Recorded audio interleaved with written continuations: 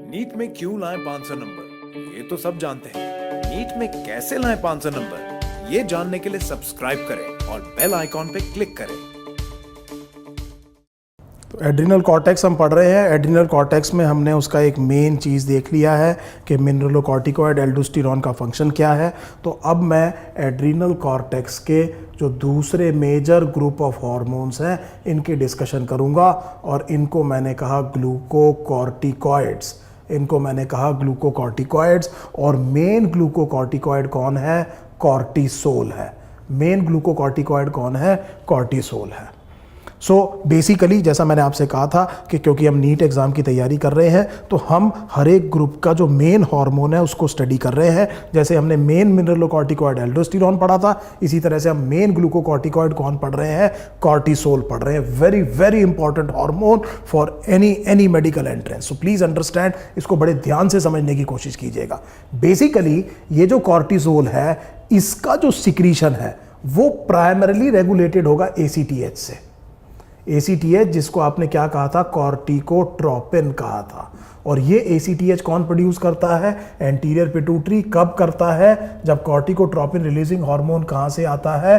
Hypothalamus से आता है। सो हमने ये कहा था कि ये एक्सेस एल्डोस्टेरॉन के लिए उतना पोटेंट नहीं है जितना किसके लिए है? Aldosterone. So aldosterone is primarily regulated by ACTH। So there is a difference in the primary secretion stimulus for aldosterone and cortisol. So cortisol basically किससे होता है? ACTH से होता है। और बहुत इंपॉर्टेंट हार्मोन कहते हैं इसको, स्ट्रेस हार्मोन कहते हैं इसको भी और ACTH को भी। जब भी बॉडी में स्ट्रेस का लेवल इंक्रीज होगा, जब भी बॉडी में स्ट्रेस का लेवल इंक्रीज होगा तो बॉडी में कॉर्टिकोट्रोपिन की सिक्रीशन क्या हो जाएगी? ज़्यादा हो जाएगी। और कॉर्टिकोट्रोपिन की सिक्रीशन ज़्यादा हो जाएगी तो आप समझ सकते हैं कि कॉर्टिसोल की सिक्रीशन भी क्या होगी? ज़्यादा होगी। So anti stress very very important hormone cortisol, and basically it is a metabolic hormone. तो हमें ये देखना होगा कि इस कॉर्टिसोल के जो फंक्शंस हैं वो मेटाबॉलिक फंक्शंस क्या है। सो इस चीज़ को एक बार मेरी कहने से आप दोबारा देखिए कि बेसिकली ये जो कॉर्टिसोल है प्राइमरीली रेगुलेटेड किससे हो रहा है? ACTH से। और जब भी आपकी बॉडी में स्ट्रेस की कंडीशन या body is expose to cold, इस तरह की कुछ चीज़ें होंगी, स्ट्रेस होगी, तो बॉडी में कॉर्टिकोट्रोपिन का लेवल इंक्रीज होगा।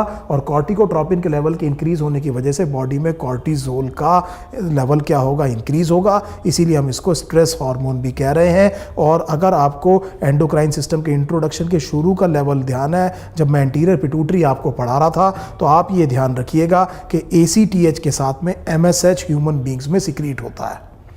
तो हमने ये देखा था कि MSH अदरवाइज पार्स इंटरमीडिया से सिक्रीट होता है वर्टिब्रेट्स में। लेकिन अगर हम बात करें ह्यूमन बींग्स की बात करें तो ह्यूमन बींग्स में क्योंकि पार्स इंटरमीडिया बहुत ज़्यादा डेवलप नहीं होता, वो मर्ज हो जाता है पार्स डिस्टेलिस ऑफ एडिनोहाइपोफिसिस से। सो एंटीरियर पिट्यूटरी ACTH के साथ में क्या रिलीज़ करती है? MSH रिलीज़ करती है। ये बात ज़रूर ध्यान रखिएगा। सो अब मैं आपको ये बताता हूँ कि what are the actions of cortisol. So हम ये देख रहे हैं कि इस मेटाबॉलिक हार्मोन जिसका नाम हमने क्या देखा है? कॉर्टिसोल, इसके बेसिकली मेटाबॉलिक फंक्शंस क्या है। सो इधर ध्यान दीजिएगा। सो हम लिख रहे हैं metabolic functions of cortisol.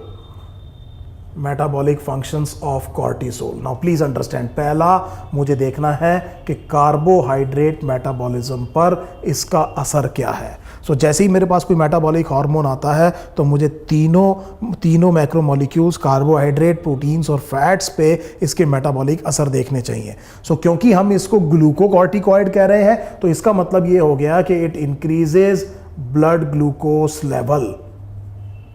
Blood glucose levels. So पहली चीज़ तो ये समझ में आ गई कि हम कॉर्टिसोल को क्योंकि ग्लूकोकॉर्टिकॉइड कह रहे हैं तो इसका बहुत इंपॉर्टेंट असर होना चाहिए कार्बोहाइड्रेट मेटाबॉलिज्म पे। और वो कार्बोहाइड्रेट मेटाबॉलिज्म पे इसका मेन असर ये है कि ये ब्लड ग्लूकोज लेवल को बढ़ाता है। और ये ब्लड ग्लूकोज लेवल को बढ़ाने के लिए इसके पास दो तरीके हैं।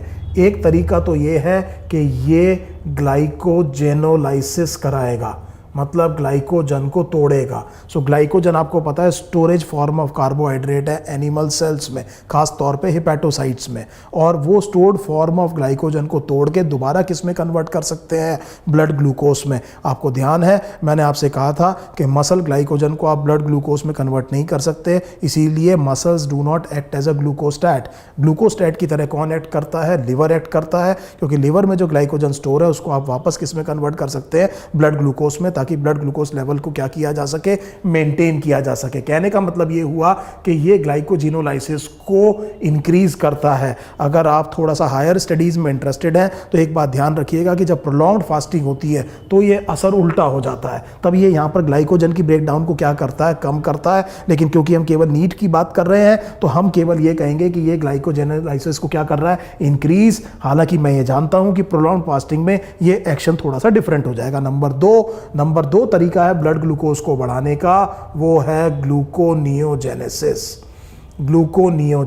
ग्लूकोनियोजेनेसिस अभी जैसा हमने पहले भी देखा था, it is the formation of glucose from non carbohydrate source. और ये नॉन कार्बोहाइड्रेट सोर्स नंबर 1 है लैक्टेट, नंबर 2 है amino acid. Amino acid will be break down product of और डाइजेस्टिव और hydrolytic products of protein. And number 3 is an alcohol which is glycerol. इनमें से अगर आप किसी को किस में कन्वर्ट कर रहे हैं, ग्लूकोज को, तो ये नॉन कार्बोहाइड्रेट सोर्स है जिससे आप क्या बना रहे हैं, ग्लूकोज बना रहे हैं। और इस प्रोसेस को हम नियोजेनेसिस मतलब नया बनना कहते हैं, किसका, ग्लूकोज का। That is why they are called as gluconeogenesis. So ultimately in दो प्राइमरी असरों की वजह से क्या होगा कि कॉर्टिसोल का कार्बोहाइड्रेट मेटाबॉलिज्म पे असर ये है कि ये ब्लड ग्लूकोज लेवल को क्या करता है, इंक्रीज करता है। प्लीज अंडरस्टैंड, आपने ग्रोथ हार्मोन को भी देखा था कि वो ब्लड ग्लूकोज लेवल को इंक्रीज करता है। आपको ध्यान है ग्रोथ हार्मोन मैंने आपको बताया था कि वो बॉडी सेल से ब्लड ग्लूकोज की कंसंट्रेशन, ब्लड ग्लूकोज को यूज करने से मना कर देता है, जिसकी वजह से ब्लड ग्लूकोज लेवल एक्चुअली क्या हो सकता है, इंक्रीज हो सकता है।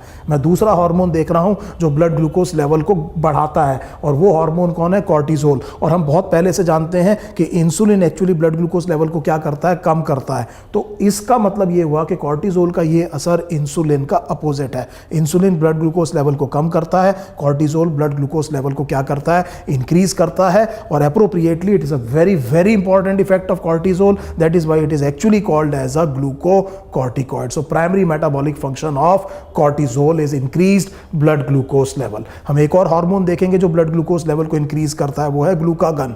और जब मैंने आपसे कहा था पिट्यूटरी जॉइंट्स में पिट्यूटरी डायबिटीज हो सकती है, तो ऐसे पेशेंट्स जिनमें कॉर्टिसोल का लेवल बहुत ज्यादा इंक्रीज हो जाए, आप समझ सकते हैं उनका भी ब्लड ग्लूकोज लेवल क्रोनिकली क्या हो सकता है, इंक्रीज हो सकता है। और आप कहेंगे इसको एड्रिनल डायबिटीज। तो जैसे पिट्यूटरी डायबिटीज थी एक्सेस ऑफ ग्रोथ हार्मोन में, ऐसे एक्सेस ऑफ कॉर्टिसोल में क्या हो सकती है, पिट्यूटरी डायबिटीज। और नॉर्मल जो डायबिटीज मेलाइटस आप जानते हैं वो एक्चुअली डेफिशिएंसी ऑफ इंसुलिन की वजह से होती है, जिसकी वजह से ब्लड ग्लूकोज बढ़ जाता है। हालांकि मैं आपको एक डायबिटीज और पढ़ा चुका हूं which is diabetes insipidus, that was because of the hyposecretion of the anti diuretic hormone that was synthesised by hypothalamus and released through the posterior pituitary. I hope this is absolutely clear. The primary function of cortisol is absolutely clear to every student.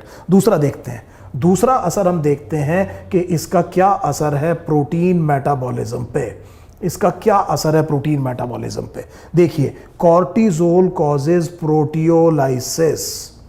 Proteolysis का मतलब हो गया break down of protein, तो catabolic असर है। So it promotes the catabolism of proteins. और आप समझ सकते हैं कि इन कैटाबॉलिज्म ऑफ प्रोटीन्स में कईयों से क्या बनेगा, अमीनो एसिड, और इन अमीनो एसिड में ग्लूकोनियोजेनेसिस से हम क्या बना लेंगे, ग्लूकोज बना लेंगे। सो बहुत बहुत इंपॉर्टेंट असर कॉर्टिसोल का क्या है कि इट कॉजेज प्रोटियोलिसिस। प्रोटियोलिसिस का मतलब क्या हो गया, इट विल कॉज हाइड्रोलिसिस या break down of proteins into amino acids. और दूसरा असर समझिए, it will inhibit the uptake of amino acids by body cells, खास तौर पे लिवर। बॉडी सेल्स, आप लिवर को छोड़िए, सॉरी, आप केवल बात कीजिए किसकी, बॉडी सेल्स की। तो हम ये कह रहे हैं कि प्रोटीन मेटाबॉलिज्म पे असर दोबारा समझिए, it causes proteolysis and it inhibits the Uptake of amino acid by body cells.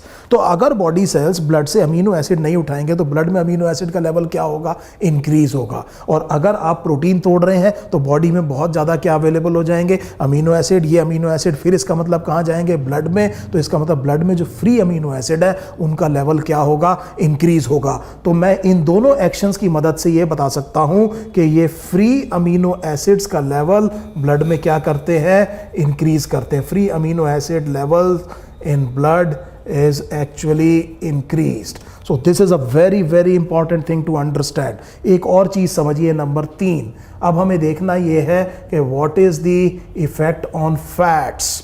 So अगर आप फैट पे असर देखें, so again it causes hydrolysis of fat. It causes hydrolysis of fat. इसका मतलब ये फैट के डाइजेशन को प्रमोट करता है और स्टोर्ड फैट को तोड़ता है और स्टोर्ड फैट को कन्वर्ट करता है फैटी एसिड में और किस में, ग्लिसरॉल में। और ये फैटी एसिड्स ब्लड में क्या होंगे, इंक्रीज होंगे। सो हमें ये बात समझ में आ गई है कि ये जो कॉर्टिसोल है ये बहुत इंपॉर्टेंट मेटाबॉलिक हार्मोन है और इसके मेटाबॉलिक फंक्शंस क्या क्या है। सो मैं आपको एक डायग्राम दिखाता हूं, then we will come back to this discussion. This is a very very important point. Please understand this. अगर आप ये देखें तो यहां पर हम ये कह रहे हैं कि ये कॉर्टिसोल है। कॉर्टिसोल का बेसिकली असर किस पर हुआ, एडिपोज टिश्यू पर। और एडिपोज टिश्यू में it promotes the break down of fat. So please understand, adipose tissues are adapted to store fat. यहाँ पर फैट क्या होता है, स्टोर होता है। और कॉर्टिसोल की प्रेजेंस में ये फैट क्या होता है, ब्रेक डाउन होता है। अगर आप यहाँ पर देखें तो ये बोन में इट रिड्यूसेस बोन फॉर्मेशन। अगर आप लिवर में देखें तो आपको पता चल गया है कि ये ग्लूकोज जनरेशन कर रहा है।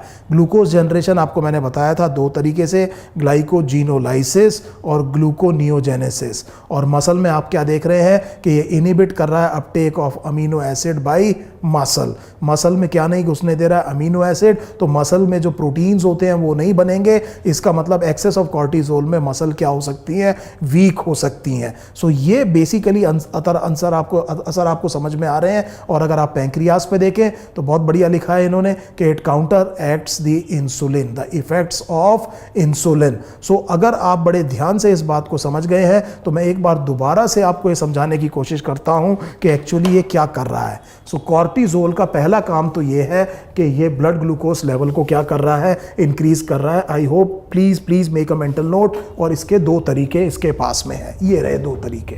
और इसको मैंने कहा है formation of glucose from non carbohydrate source. ये 3 सोर्सेज है जिससे आप क्या बना सकते हैं, ग्लूकोज। दूसरा हमने असर देखा प्रोटीन मेटाबॉलिज्म पे, प्रोटियोलिसिस कर रहा है और इनहिबिट कर रहा है uptake of amino acid by body cell. खास तौर पे जैसा आपने डायग्राम में देखा था मसल में, मसल वीकनेस आएगी अगर कॉर्टिसोल ज़्यादा हो जाएगा।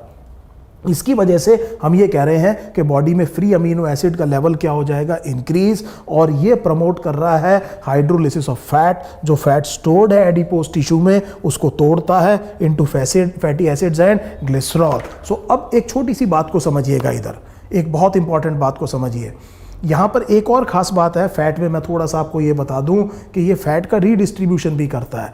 तो फैट जहाँ पे बॉडी में स्टोर होता है, सो अगर आप मेल्स में बात करें तो टमी और फीमेल्स में बात करें तो बैक। सो कॉर्टिसोल जब ज़्यादा आता है तो वो फैट को अपने स्टोरेज एरिया से हटा करके upper part of the body पे डिपॉजिट करता है। So upper part of the body will be upper torso and the face. So अब हम ये कह रहे हैं कि ये बेसिकली क्या कर सकता है, रीडिस्ट्रीब्यूशन भी कर सकता है। रीडिस्ट्रीब्यूशन का मतलब ये हुआ कि फैट जहाँ पे नॉर्मली बॉडी में स्टोर होते हैं, जैसा मैंने आपको बताया मेल्स में जनरली ये टमी जगह होती है, फीमेल्स में जो होती है बैक होती है। इस स्टोरेज एरिया से फैट को हटा के इसको अपर पार्ट ऑफ द बॉडी पे क्या करता है, पहुंचा जाता है, वहाँ पर जाकर के डिपॉजिट करता है। और ये अपर पार्ट ऑफ द बॉडी एक अपर टॉर्सो हो गया और दूसरा कौन हो गया, फेस हो गया।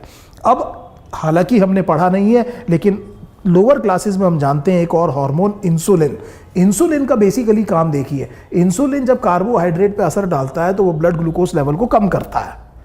तो अगर मैं यहाँ पर कॉन्ट्रास्ट करूँ इसको किससे, इंसुलिन से, तो हम ये देखेंगे कि इंसुलिन कार्बोहाइड्रेट पे जो उसका असर है वो ब्लड ग्लूकोज लेवल को क्या करता है, कम करता है। So insulin decreases blood glucose level. As you can see the effect is opposite to that of cortisol. और अगर हम बात करें प्रोटीन की, सो इंसुलिन की प्रेजेंस में जो गट है वो ज़्यादा क्या एब्जॉर्ब करता है, अमीनो एसिड, और ये अमीनो एसिड किसके पास पहुंच जाते हैं, सेल्स के पास में, और प्रोटीन बनना शुरू होते हैं। सो एनाबॉलिक इफेक्ट हो गया। So that means insulin has a very important synergistic effect with growth hormone on the growth of the body. So हमने ये कहा कि यहां पर भी ये क्या करता है, प्रोटीन सिंथेसिस को प्रमोट करता है। और अगर आप तीसरी चीज देखें, इंसुलिन की प्रेजेंस में excess of glucose is actually converted into fat and fat is stored in the body. So basically insulin promotes fat storage. Insulin किसको प्रमोट करता है, फैट स्टोरेज को, and actually it inhibits the breakdown of fat. Actually it inhibits the breakdown of stored fats in the body. सो अगर आप तीनों metabolic function को contrast कर रहे हैं कॉर्टिसोल के साथ में, तो आपको एक बात अच्छे से समझ में आ गई कि हर एक मेटाबोलाइट पर इंसुलिन का असर कॉर्टिसोल से अपोजिट है. सो एग्जाम में मैं ये क्वेश्चन एंटीसिपेट कर रहा हूं कि मेटाबॉलिक फंक्शंस में which hormone is antagonist to cortisol, the answer would be insulin, और antagonist to insulin, the answer will be cortisol. हम ये देख रहे हैं कि हर एक मेटाबोलाइट पे कॉर्टिसोल और इंसुलिन के असर बिल्कुल एक दूसरे से अलग है. अगर मैं एक डायग्राम में आपको ग्लूकोज के बारे में थोड़ा खास तौर पे बताऊं तो इसको आप थोड़ा सा ध्यान से देखिए कि हम ये देख रहे हैं कि कॉर्टिसोल क्या कर रहा है. कॉर्टिसोल ब्लड ग्लूकोज को बढ़ा रहा है. ब्लड में क्या ला रहा है, ग्लूकोज. कहां से, इन पर्टिकुलर सेल से क्या ला रहा है, ग्लूकोज ला रहा है. और ये ग्लूकोज एक्चुअली इंसुलिन की प्रेजेंस में किस में घुस रहे हैं, सेल्स में घुस रहे हैं. तो इसका मतलब इंसुलिन की मदद से ब्लड स्ट्रीम से ग्लूकोज हट रहा है. इसका मतलब ब्लड ग्लूकोज लेवल क्या हो रहा है, कम हो रहा है. और कॉर्टिसोल की एक्शन की वजह से ब्लड में क्या आ रहा है, ग्लूकोज आ रहा है. इसका मतलब ब्लड ग्लूकोज लेवल क्या हो रहा है, इंक्रीज हो रहा है. So this is very very important thing to understand कि in its metabolic function cortisol is antagonist to insulin, or we can say insulin is antagonist to the cortisol. So इतनी बात समझने के बाद में हमने देख लिया है the metabolic functions of cortisol. अब हम दूसरे इंपॉर्टेंट फंक्शंस देख रहे हैं कॉर्टिसोल के. कॉर्टिसोल का जो दूसरा इंपॉर्टेंट फंक्शन है that is its effect on the immunity of the body. Its effect on the immunity of the body. तो हम ये देख रहे हैं कि एक तो मेटाबॉलिक फंक्शंस देखे हमने अभी किसके, कॉर्टिसोल के. अब हम दूसरा देख रहे हैं immune functions of cortisol. So please understand what is the effect on immunity of cortisol. So आप ये समझिए कि cortisol is a very very important stabiliser of lysosomal membranes in mast cells. सो इस बात को समझिए. हमने ये कहा कि कॉर्टिसोल जो है वो बहुत इंपॉर्टेंट स्टेबलाइजर है किसका, लाइसोसोमल मेम्ब्रेन. ये लाइसोसोम किस में है, मास्ट सेल्स में. अगर आपको ध्यान आ रहा है तो ये मास्ट सेल एरियोलार टिश्यू में होता है, और एरियोलार टिश्यू में जो मास्ट सेल्स हैं वो सिक्रीट करते हैं histamine, and histamine is a mediator of inflammation. So हम ये कह रहे हैं कि मास्ट सेल क्या रिलीज करते हैं, हिस्टामिन. हम इसको देख चुके हैं. Histamine is a vasodilator and is a very important mediator of inflammation in human body. अब आप ये समझिए कि अब ये मास्ट सेल अपने लाइसोसोम्स में क्या स्टोर कर रहे होंगे, क्या स्टोर कर रहे होंगे, हिस्टामिन. और कॉर्टिसोल इस डैमेज्ड मास्ट सेल में लाइसोसोम की मेम्ब्रेन को रप्चर नहीं होने देगा. That means it leads to decrease in the secretion of histamine by mast cells, and therefore this cortisol has a very potent anti-inflammatory and anti-allergic effects.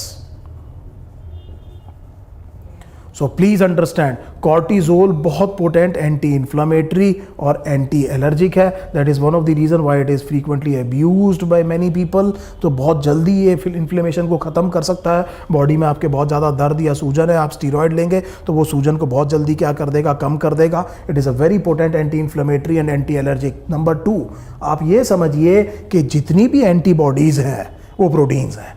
आप जानते हैं gamma globulins, जब मैंने आपको प्लाज्मा प्रोटीन्स कराए थे तो मैंने एल्बुमिन, ग्लोबुलिन 3 तरह के कराए थे, अल्फा, बीटा और गामा ग्लोबुलिन्स को हमने कहा था इम्यूनोग्लोबुलिन्स, और इम्यूनोग्लोबुलिन्स को हमने साधारण भाषा में क्या कहा था, एंटीबॉडीज़ कहा था। और आप ये समझिए कि ये प्रोटीन को तोड़ता है, कॉर्टिसोल, ग्लूकोनियोजेनेसिस के लिए अवेलेबल कराने के लिए, और अमीनो एसिड की अपटेक को रोकता है। सो इसका मतलब इसका नेगेटिव इफेक्ट होगा किसके ऊपर, एंटीबॉडीज फंक्शन के ऊपर। तो ये केवल कोलेजन को नहीं तोड़ रहा है, ये किसको तोड़ सकता है, एंटीबॉडीज को भी तोड़ सकता है। और अगर एंटीबॉडीज का नंबर क्या होगा, कम होगा, बन नहीं पा रही हैं या टूट रही हैं कॉर्टिसोल की प्रेजेंस में, सो ऑब्वियसली आप ये समझ सकते हैं कि excess of cortisol will lead to depression of immune system, will lead to depression of immune system. तो एक चीज और, तो ये बात आपको इतनी सी बात समझ में आ गई कि इसका बड़ा इंपॉर्टेंट इम्यून फंक्शन भी है। और कॉर्टिसोल थोड़ा सा स्टिमुलेट करता है बोन मैरो को भी, ताकि वो थोड़ा सा आरबीसी प्रोडक्शन क्या कर दे, इंक्रीज कर दे। सो मैं आपको एक सिनेरियो दे रहा हूं, आपके पास एक हार्मोन है, ये हार्मोन कॉर्टिसोल है। इस हार्मोन के असर को समझिए आप, ये अचानक आपकी बॉडी में ग्लूकोज का लेवल ब्लड में बढ़ा देगा ताकि आपकी एनर्जी लेवल क्या हो जाए, इंक्रीज हो जाए। So it increases blood glucose level, और ग्लूकोज से आप क्या लेते हैं, एनर्जी लेते हैं, तो आपको एनर्जी लेवल क्या हो गया, इंक्रीज हो गया। एक एक्शन याद रखिए। दूसरा ये ध्यान रखिए कि ये जो कॉर्टिसोल है बहुत पोटेंट एंटी इन्फ्लेमेटरी है, ये आसानी से सूजन का दर्द वगैरह नहीं होने देगा। तो अगर आप बहुत ज़्यादा एक्सरसाइज कर रहे हैं और बहुत ज़्यादा आप कोशिश कर रहे हैं, बहुत ज़्यादा एक्सर्ट कर रहे हैं, तो उसमें जो पेन वगैरह होती है, इन्फ्लेमेशन होती है, उसके चांसेस क्या हो जाएंगे, कम हो जाएंगे। और तीसरा एक माइल्ड असर समझिए कि इसकी वजह से थोड़ा आरबीसी काउंट क्या हो सकता है, इंक्रीज। तो इसका मतलब ब्लड की ऑक्सीजन कैरिंग कैपेसिटी क्या हो सकती है, इंक्रीज हो सकती है। तो मैंने क्या कहा, एक तो ब्लड में एनर्जी बढ़ गया, नंबर 2 आपको दर्द नहीं होने दे रहा, नंबर 3 आपकी ऑक्सीजन कैरिंग कैपेसिटी को आपने क्या कर दिया, इंक्रीज कर दिया। सो इन तीनों चीजों को ध्यान में रखते हुए, are you surprised that the steroids are actually very commonly abused by athletes. तो हम ये देख रहे हैं कि ये जो एथलीट्स बार बार स्टीरॉयड्स लेते हैं, और ये स्टीरॉयड्स का जो अब्यूज़ है जो एथलीट्स करते हैं, इसकी वजह क्या है। तो हमने देख लिया कि इसके कितने इंपॉर्टेंट असर हैं। इन्फ्लेमेशन होने नहीं देगा, आप ज़्यादा देर दौड़ सकते हैं, थोड़ी सी आपकी ऑक्सीजन कैरिंग कैपेसिटी बढ़ा दी, और ब्लड में ग्लूकोज का लेवल क्या कर दिया, increase. So this will give an unfair advantage to the athlete who is actually abusing this drug. And now we are not surprise to find that steroids are very frequently abused by athletes. पर ये prolonged abuse, और आपने देखा होगा आजकल एक बड़ा एक नया एक फैड चला हुआ है, वो है बॉडी बिल्डिंग। जिम्स में जाकर के, और जिम्स में कुछ कोचेस क्या करते हैं, कुछ पाउडर वगैरह दे देते हैं कि ये खाएंगे तो आपको ज़्यादा अच्छी बॉडी बनेगी आपकी, और अगर उसमें क्या होगा, स्टीरॉयड होगा, तो आप ज़्यादा एक्सरसाइज कर पाएंगे। लेकिन वो स्टीरॉयड खराब है, उसका अब्यूज़ नहीं करना चाहिए। उसकी वजह ये रही, उसकी वजह यह रही कि ये किसको तोड़ रहा है, प्रोटीन को तोड़ रहा है। अल्टीमेटली मसल वीकनेस आएगी, और अल्टीमेटली जब मसल वीकनेस आएगी, और साथ में please understand this, depression of immune system. Now we know that a decrease in the immunity of the body can be related to very catastrophic effects including some cancers. So इसीलिए जो prolonged abuse of steroid है वो बहुत खराब होता है, और उसका नेट इफेक्ट बॉडी पे क्या होता है, नेगेटिव। और इसीलिए स्टीरॉयड्स को कभी भी अब्यूज नहीं करना चाहिए। आप नेचुरल तरीके से अपनी बॉडी बिल्ड कीजिए, do not take steroids. So I hope this is absolutely clear. So now we have seen the cortisol. हम ये देख चुके हैं कि ये कॉर्टिसोल का रेगुलेशन ऑफ सिक्रीशन कैसे होता है। साथ में हम ये भी देख चुके हैं कि ये जो कॉर्टिसोल है इसके बेसिकली मेटाबॉलिक फंक्शंस क्या है, और हम ये देख चुके हैं कि इसके इम्यूनिटी पे क्या फंक्शन है। और ये भी हम देख चुके हैं कि जब भी बॉडी में स्ट्रेस होगा तो क्या रिलीज होता है, ACTH के साथ में ACTH की वजह से क्या रिलीज होता है, कॉर्टिसोल। वो ब्लड ग्लूकोज लेवल क्या कर देगा, इंक्रीज कर देगा, ताकि आपकी रोग से लड़ने की क्षमता क्या हो जाए, इंक्रीज, या स्ट्रेस से लड़ने की क्षमता क्या हो जाए, इंक्रीज हो जाए। ये एक बेसिक इफेक्ट किसका हो गया, कॉर्टिसोल का। अब हमें देखना ये है कि what are the abnormalities of secretion of cortisol. So मैं ये देखना चाह रहा हूं कि कॉर्टिसोल की सिक्रीशन की एबनॉर्मेलिटी क्या है। सो हम ये देखेंगे कि what happens when there is hyper secretion of cortisol. Hyper secretion of cortisol. So please understand, हमने पहले देखा था हाइपर सिक्रीशन ऑफ एल्डोस्टेरॉन और हम अब देख रहे हैं हाइपर सिक्रीशन ऑफ कॉर्टिसोल। और कॉर्टिसोल का बॉडी में ज़्यादा सिक्रीशन हो गया है, तो मुझे बहुत अच्छी तरह से पता है कि इसके एक्शंस क्या क्या हैं, वही एक्शंस क्या हो जाएंगे, ज़्यादा हो जाएंगे। तो बेसिकली कॉर्टिसोल अगर बढ़ गया तो क्या होगा, बेसिकली ब्लड ग्लूकोज लेवल क्या होना है, इंक्रीज होना है। This is very simple to understand now.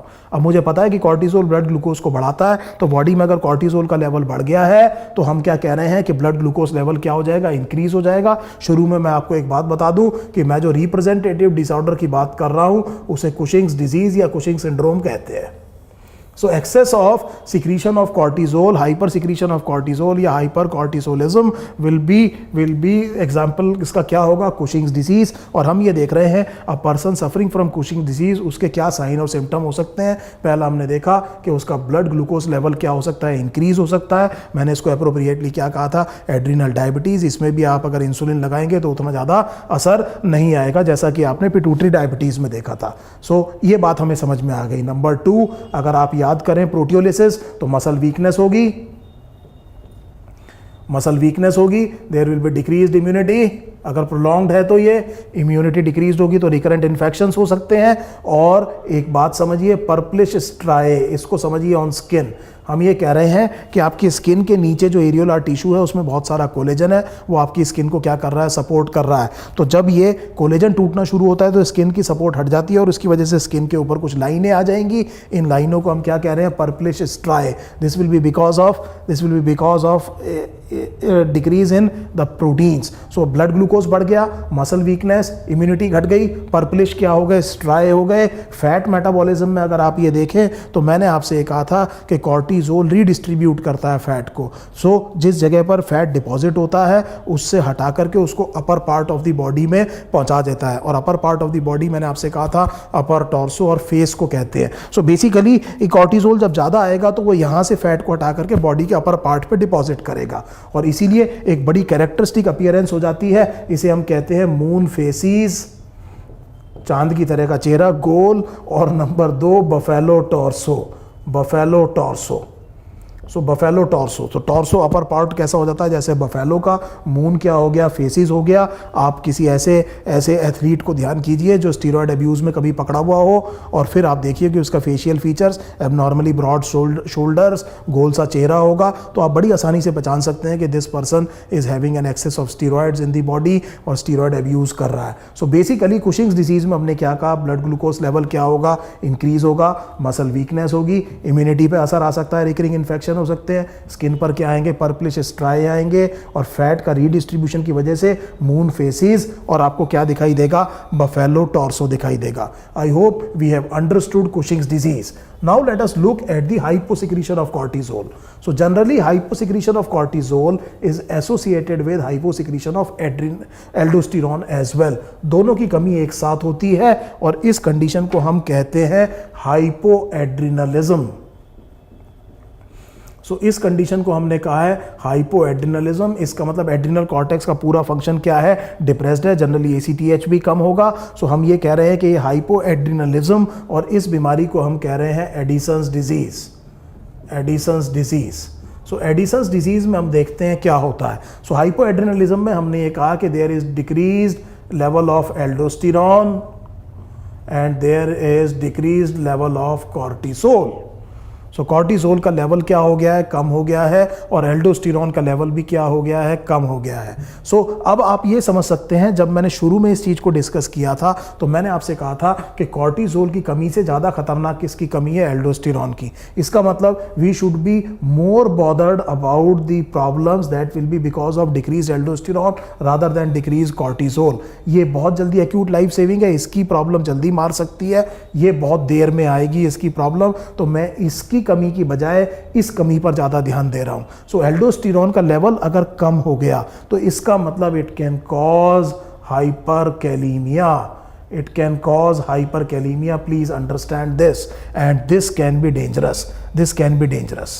आपको मैंने बताया था कि अगर 5.5 मिली इक्विवेलेंट से ऊपर सीरम पोटेशियम कंसंट्रेशन काफ़ी ज़्यादा हो जाए तो इसका मतलब कार्डियक अरेस्ट के चांसेस बहुत ज़्यादा बनते हैं। So it will cause hyperkalaemia. यहाँ पर कुछ ज़्यादा फर्क नहीं आएगा, बेसिकली फ़र्क आएगा inability to maintain the blood glucose level between meals. So शुरू में आप ये देखेंगे कि ब्लड ग्लूकोज लेवल को मेंटेन करना थोड़ा सा मुश्किल काम हो जाएगा अगर कॉर्टिजोल की कमी है तो। सो बेसिकली हमें ये समझ में आ गया है कि अगर हम हाइपोएड्रिनलिज्म की बात कर रहे हैं एडिसन्स डिसीज में तो ज़्यादा प्रॉब्लमेटिक क्या है, a decrease secretion of aldosterone rather than the decrease secretion of cortisol. अब एक बड़ा इंपॉर्टेंट क्वेश्चन देखिए, इधर देखिए, हाइपोथैलेमस ने रिलीज किया CRH, हाइपोथैलेमस ने रिलीज किया CRH और ये CRH एक्ट किया एंटीरियर पिट्यूटरी पे और एंटीरियर पिट्यूटरी ने रिलीज किया ACTH और ACTH एक्ट किया एड्रिनल कॉर्टेक्स पे और एड्रिनल कॉर्टेक्स ने रिलीज किया कॉर्टिजोल मेनली और थोड़ा बहुत उसने इसका असर किस पर आया, एल्डोस्टेरॉन पर आया। तो मैंने इसको डॉटेड इसलिए कर दिया है क्योंकि मैंने आपको बताया था कि एल्डोस्टेरॉन के लिए पोटेंट स्टिमुलस एक्चुअली ACTH नहीं है, डायरेक्ट सीरम पोटेशियम कंसंट्रेशन है। सो इनका लेवल अगर क्या हो गया है, कम हो गया है, अगर इन दोनों का लेवल कम हो गया है तो नेगेटिव इनिबिशन आपको पता है ACTH क्या हो जाएगा, इंक्रीज हो जाएगा। सो अगर इसमें हमने ये कहा कि there is decreased aldosterone and there is decreased cortisol, this will mean that there will be increased level of ACTH। और अब आप ध्यान दीजिए कि मैंने आपसे कहा था कि हमारी बॉडी में ये भी बढ़ेगा, इंक्रीज्ड MSH, और ये मेलानोसाइट स्टिमुलेटिंग हार्मोन जाकर के किसको स्टिमुलेट करेंगे, मेलानोसाइट को, और पिगमेंटेशन की प्रॉब्लम आएगी। This is the reason why patients of Addison's disease have bronze pigmentation. ये वो वजह है कि एडिसन्स डिजीज के पेशेंट को क्या होता है, ब्रॉन्ज पिगमेंटेशन होता है। सो बेसिकली हम 3 बीमारियां देख चुके हैं एड्रिनल कॉर्टेक्स से रिलेटेड अब तक। एक मैंने देखी थी हाइपर सिक्रीशन ऑफ एल्डोस्टेरॉन जिसे मैंने कहा था कॉन्स डिजीज या कॉन्स सिंड्रोम। दूसरा हमने देखा हाइपर सिक्रीशन ऑफ कॉर्टिजोल जिसे हम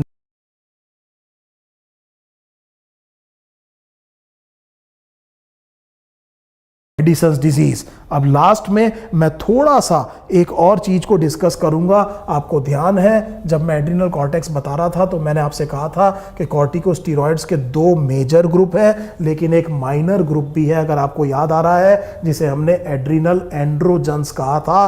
और मेन एड्रिनल एंड्रोजन कौन था, DHEA। तो हम बात कर रहे हैं किसकी, एड्रिनल एंड्रोजन्स की। और इन एड्रिनल एंड्रोजन्स में मेन था dehydroepiandrosterone. Incidentally this hormone is a center of a very intense research and it is believed to be anti-aging and it is a part of the formulation of many creams etc that are available in cosmetic products. So हम ये देख रहे हैं कि anti ageing की theory के पीछे एक बहुत इंपॉर्टेंट थ्योरी किस पे वर्क करती है DHEA पे। लेकिन एक बात समझिए, ये जो एड्रिनल सेक्स हार्मोन्स प्रोड्यूस कर रहा है ये एंड्रोजन्स है। Androgens affect the male, it is the male sex hormone.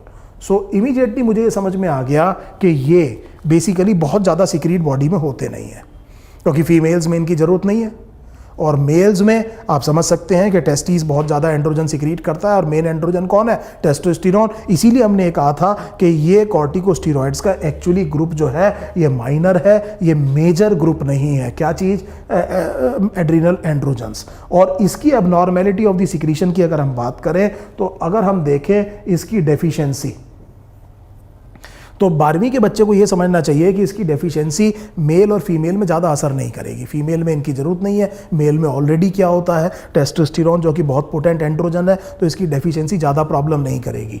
और अगर इसकी एक्सेस हो जाए तो इसकी एक्सेस आपके लिए इंपॉर्टेंट ये है कि फीमेल्स में अगर इसकी एक्सेस हो गई तब ये सिग्निफिकेंट बनेगा। सो हम जो एड्रिनल एंड्रोजन्स में जो क्लिनिकल सिग्निफिकेंस की बात 12th या नीट एग्जाम के लेवल पे देख रहे हैं वो ये देख रहे हैं कि जब एड्रिनल एंड्रोजन का सिक्रीशन क्या हो जाता है, एक्सेस, और ये किस में होता है, फीमेल सेक्स में, तो क्या प्रॉब्लम आती है, क्योंकि इस फीमेल में डेवलप होंगे secondary sexual characters of male, secondary sexual characters of male ये डेवलप होने शुरू हो जाएंगे फीमेल में। Moustache, beard, male pattern baldness, changes in the voice etcetera, ये सारी चीज़ें किस में आनी शुरू हो जाएंगी, इस फीमेल में आनी शुरू हो जाएंगी। And then it becomes troublesome and the condition is called as वायरलिज्म।